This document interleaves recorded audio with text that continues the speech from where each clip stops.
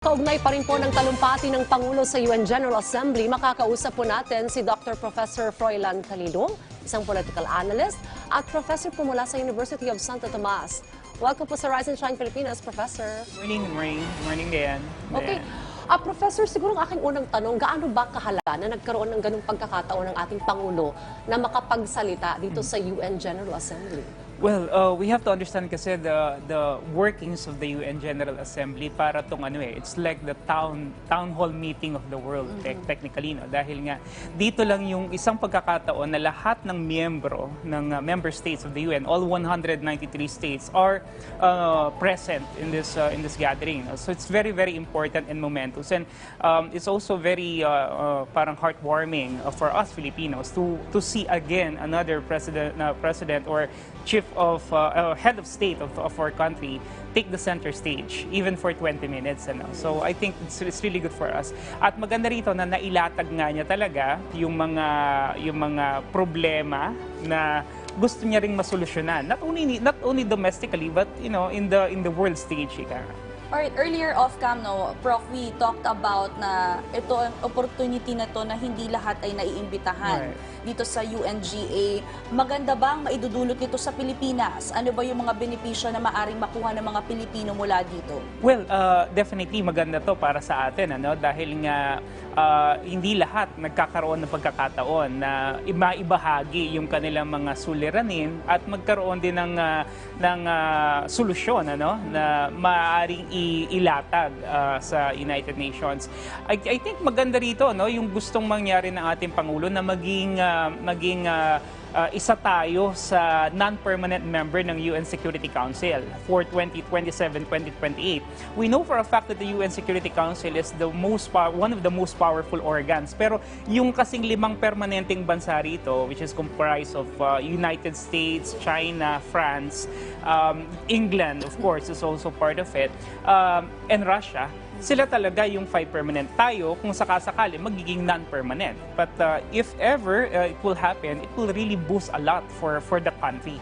Not only in terms of how we could combat yung ating mga domestic security issues, but also it will put us in the map of the UN Security Council as well. Prof, gusto rin namin malaman, kasi nakakatuwang malaman na marami ang mga natuwa dito sa naging talumpati ng ating Pangulo, and not only that, marami rin mga heads of state ang nais makipagpulong sa ating Pangulo. Meron po ba kayo naging komento in general sa kanyang naging talumpati dito sa UNGA? Actually, napakaganda ng pagkakalatag, dahil nga una niyang binanggit yung mga challenges, yung mga suliranin, but at the same time, inilatag din niya yung mga solutions. Diba? So, diba, sinabi niya, problema ang climate change. What is the solution for that? Sustainability. If we look at the problem of geopolitical realities on the ground, na nagkakaroon tayo ng mga pagkakawatak-watak from a geopolitical standpoint, inilatag niya yung prinsipyo naman ng solidarity. So, I think this is very good in a sense na nandun yung mga problems, nandun yung challenges, pero naibigay din niya yung mga solutions. Okay. Balikan natin, Professor, yung mga nilaman ng naging talumpati ni Pangulong Marcos Jr. sa UNGA. So unahin natin ang tungkol sa peace at pagresolba sa conflict sa pamagitan po ng mapayapang panaan. Panoorin po natin ito. This commitment is reflected in our solid contributions to the cause of peace and of justice. By shepherding the Manila Declaration of 1982, we helped affirm that differences should only be resolved through peaceful means. By reinforcing the predictability and stability of international law, particularly the 1982 United Nations Convention on the Law of the Sea, we provided an example of how states should resolve their differences through reason and through right. What are your thoughts on that, Professor?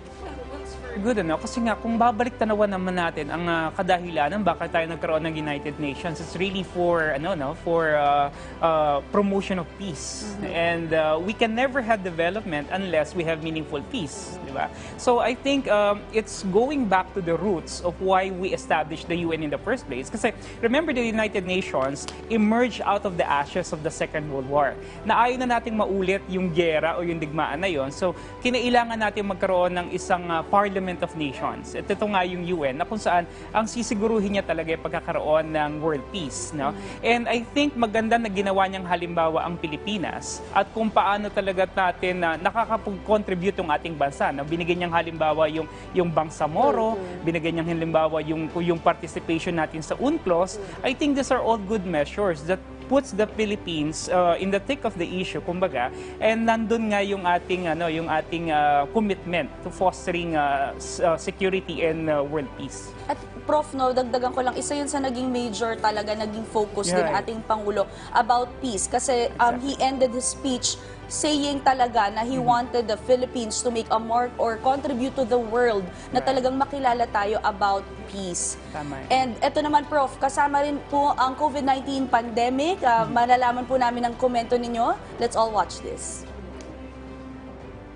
Even as we grapple with these new long-term shifts, we remain beset by an unresolved problem. Inequalities and inequities within and among countries continue to persist, and they continue to demand urgent action. Therein lies our fourth transcendent challenge. This injustice was evident during the pandemic, when the richer nations immediately received vaccines at the expense of the have-nots. We see, for example, the dangers of this lurking in the persistent digital divide and in ballooning debt burdens. As we awaken from the economic stupor caused by the pandemic, we must reinvigorate the world economy. Yeah. Well, basically, yung kasing magandang puntosan dito, yung pagkilala niya sa naging contribution natin dito sa pandemic. Ano? At I think nilatag niya to when he met with the Filipino community, no, na nasa United States. Yung naging contribution nila, the sacrifice that they made, I think was very much emphasized in the speech. Pero siguro maganda rin natin tignan dito how the countries of the world actually will grapple to actually put an end, you know, a finality dito sa pandemya na to. And not only that, how we are going to be prepared for future pandemics. Hopefully, walang mangyari na, no? Na sana. Pero nandun dapat yung kahandaan natin. Okay. Basically. Ito naman na, Professor Calilung, patungkol naman sa pagiging on track ng Pilipinas para matamo ang upper middle income status. Panoorin po natin itong sinabi ng Pangulo. Despite the challenges of the pandemic and the global economic upheavals, we remain on track to reach upper middle income status by next year. With steady investment in food, public health, education, and other social services, we expect to become a moderately prosperous country by 2040. I am confident that we will achieve this vision. Yet, no nation stands alone. The achievement of our national ambition requires a global environment that creates conditions that allow all nations, including ours, to thrive in peace. We need the United Nations to continue to work. And we, the Philippines, are determined to be part of that solution. It reminded me, Professor, ng mga priority programs talaga yung ni Pangulong Marcos. Even narinig na natin rin yan sa SONA na maganda na i-deliver niya in a forum like this. What can you say about Actually, maganda sigurong maintindihan din natin ng ating mga kababayan na itong mga nangyayari na to, na kung may crisis man dito sa Pilipinas ngayon, hindi natin maikakaila na ito ay nararanasan naman talaga ng buong mundo. There's global inflation, even the United States is not spared from the recession. But we live in a highly complex, a highly interconnected global realm right now. So it's imperative na talagang nagustuhan ko yung binanggit niya, that our permanent source of renewable resources actually our manpower. So I think there is really the need to invest in science, technology, and honing our youth and providing better education for them so that we will be globally competitive. That's the only way by which we can move forward.